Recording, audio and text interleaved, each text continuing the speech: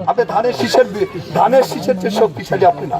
ছোটখাটো কোনো সুবিধা নিয়ে আমরা যেন এই ধানের শীষের মর্যাদা নষ্ট না করি। ত্রয়োদশ জাতীয় সংসদ নির্বাচনে একক সংখ্যাগরিষ্ঠতা অর্থাৎ 2/3 বেশি আসন অর্জনের মাধ্যমে সরকার গঠন করতে যাচ্ছে বাংলাদেশ জাতীয়তাবাদী দল বিএনপি।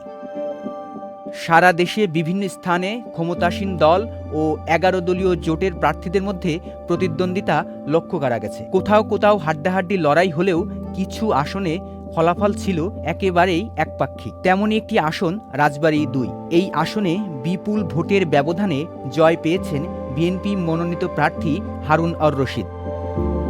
নির্বাচন কমিশন ঘোষিত ফলাফল অনুযায়ী তিনি মোট 2,37,254 ভোট পান। তার নিকটতম প্রতিদ্বন্দ্বী এনসিপি মনোনীত প্রার্থী জামিল হিজাজি পান 67,229 ভোট।